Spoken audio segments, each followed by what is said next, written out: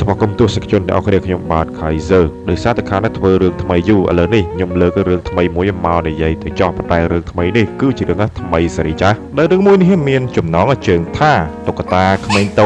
ยายา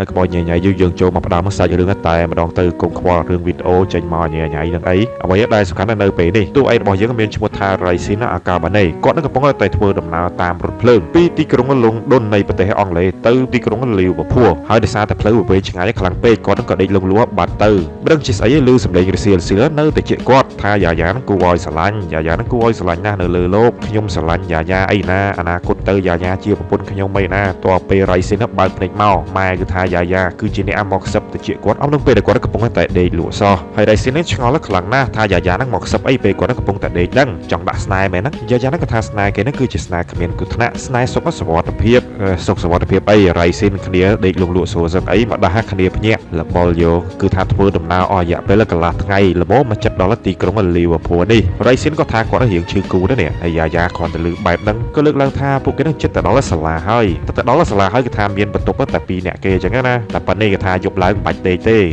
จ่อยให้บัดเดย์ไซเก้ไรสินก็ทาเตะออกก้นแต่ยามอเนี่ยใหญ่ก็ทาไรสินกดบัดทางการตรวจจะยังปีประตูประดอยvậy ta cái lên cái play mẹ lăng ôn tôi có những cái bài nó cái xài xòa nhà mỏ hai phim nó rất lớn có bạch prang rồi xin nó có họ tới chuối cái mình tôi nhập toàn bây khơi sàn ca mà xài xua lắc bài này rồi xin nó có bị chi ao giả tới lệ prang nó rất lớn nơi tam con này mùi rồi bỏ bia bên tay thì bây giờ chia giả tới lệ áp prang con pi cái nát này rất lớn năng ấy nó có đôi có được rất lớn ở nơi tại bò từ bốc cái dạng lươn tại đây khơi bài này rồi xin nó có ọt chấm đơ rất sớm có bốc bà rất lớn cái chia mùi năng giả hay có nó có bị chia ao giả bị chụp rất lớn ở đôi cầm lặng bài tại mà đòn từ hai rồi xin nó có chui bốc nơi thầm của lông về tầm mônได้เจ็ดนิดตีสายสับดอกใบป้องกันกำลังกายยานั่งอ่อยตั้นหอยคลังให้เฉียงมนหรือโม่มันเองก็เมียนกำลังให้ตบโต้นั่งหรือเบือนรถเพลิงได้กับก็ได้สมบูรณ์ก็ตื่นบกนี่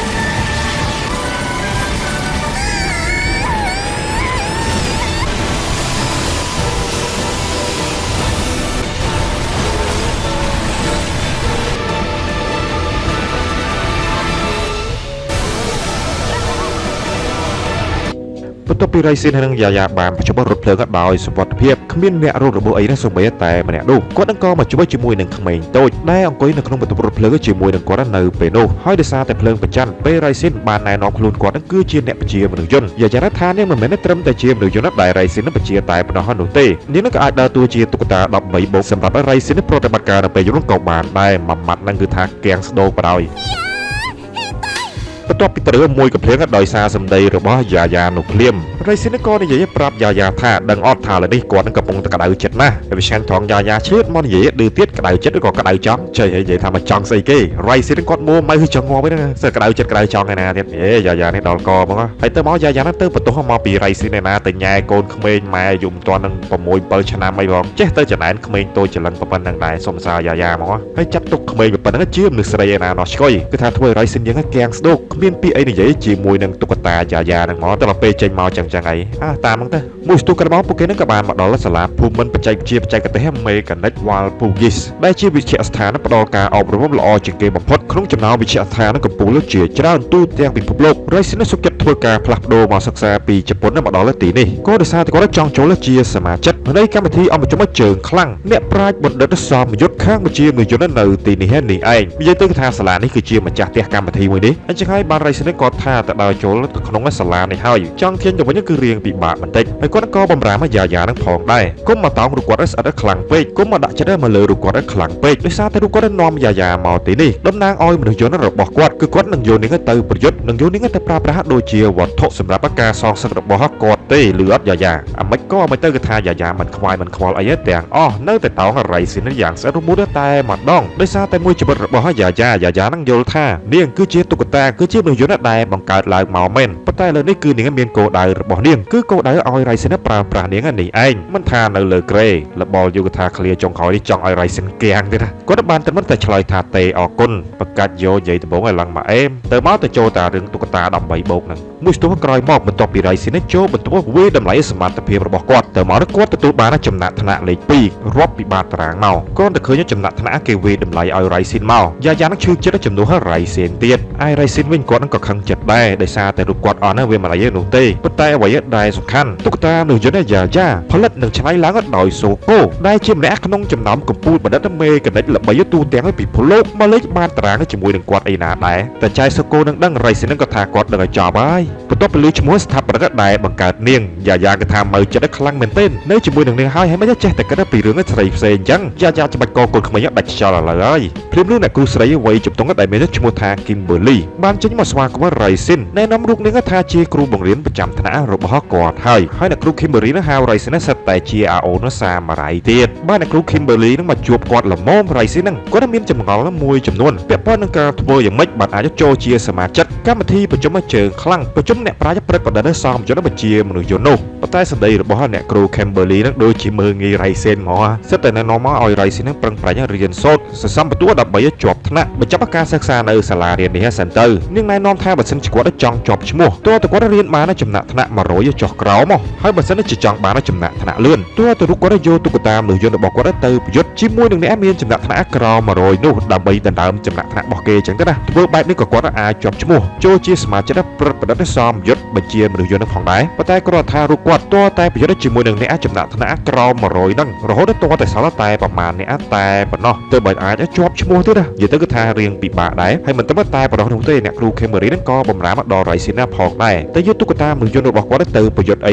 ញ៉ៃអត់មានត្រៀមខ្លួនពេញលក្ខណៈអីទៅប្រយុទ្ធបាត់បង់ជីវិតអីអត់មាននរណាគេអត់មានខាងស្លាយទទួលខុសត្រូវទេប៉ុន្តែទោះបីជាយ៉ាងណាក៏ដោយ Ryzen គាត់អត់ខ្វល់នោះទេគោលដៅដំបូងជំហានដំបូងរបស់គាត់គឺគាត់ត្រូវតែប្រយុទ្ធធ្វើមិនឲ្យខ្លាចទៅជាសមាជិកព្រឹបដិតសមយន្តបញ្ជាមនុស្សយន្តឲ្យតតែបានសិនព្រោះអីថាបើសិនជាគាត់ចង់អភិវឌ្ឍខ្លួនឯងឲ្យខ្លាំងជាងមុនលុះត្រាតែគាត់មានឋានៈជាព្រឹបបណ្ឌិតនឹងសិនឋានៈព្រឹបបណ្ឌិតគឺថាមានសិទ្ធិពិសេសម្យ៉ាងដែលអាចអនុញ្ញាតឲ្យពួកគេធ្វើការសិក្សាស្រាវជ្រាវហើយក៏អាចប្រើប្រាស់រាល់វេទមន្តអាគមក្បាច់គុណមកទៅពិសេសទោះបីជាវាត្រូវគេហាមឃាត់អីក៏ដោយទៅឡើងឋានៈដល់ព្រឹបបណ្ឌិតសមយន្តបញ្ជាមនុស្សយន្តហើយចង់ធ្វើអ្វីគឺបានទាំងអស់តែម្ដងនិយាយទៅគ្រាន់តែថាឋានៈព្រឹបបណ្ឌិតនេះរៀងពិបាកនឹងដណ្ដើមយកបន្តិចដូចជាអ្នកគ្រូ Kimberly នឹងបានលើកឡើងអញ្ចឹងសាលាបច្ចេកវិទ្យាមេកានិកមនុស្សយន្តមិនមែនមានតែមួយសាលានឹងទេគឺមានច្រើនសាលាទៀតហើយអ្នកមានទេពកោសល្យនៅក្នុងសាលានីមួយៗក៏មានមិនតិចដែរគោលបំណងនៃការប្រកួតដណ្ដើមយកតំណែងព្រឹបបណ្ឌិតសមយន្តអ្នកបញ្ជាមនុស្សយន្តនោះគឺដើម្បីចម្រាញ់យកអ្នកដែលមានទេពកោសល្យមួយណាខ្លាំងជាងគេនៅក្នុងចំណោមសាលាទាំងអស់នោះនឹងផងដែរអញ្ចឹងហើយបានថាដណ្ដើមតំណែងមួយនោះគឺមិនមែនងាយស្រួលនោះទេ